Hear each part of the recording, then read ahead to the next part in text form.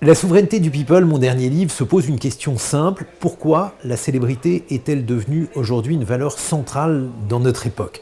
Alors lorsqu'on dit aux individus qu'ils recherchent la célébrité aujourd'hui, la plupart nient, mais on a des sondages. Ces sondages montrent que la célébrité est devenue aujourd'hui une valeur centrale chez les jeunes Américains. Populaire dans les cours de récréation, c'est devenu un compliment.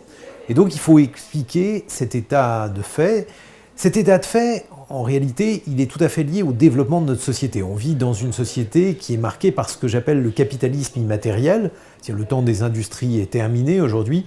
On vit dans une époque où c'est la marque qui fait la marge, autrement dit, où c'est la marque qui constitue la valeur principale, l'actif principal des entreprises. Et on incite les individus à devenir des marques, autrement dit, à gérer leur nom, à gérer leur capital de notoriété. Alors s'ils sont très connus, on les incite à le faire à une large échelle, et puis s'ils sont moins connus, on les incite à le faire sur les réseaux sociaux, par exemple sur Twitter, sur Facebook. Et on voit finalement qu'on assiste à un renouvellement complet des valeurs. Dans une époque religieuse, ce sont les saints et les martyrs qui sont en haut de l'échelle.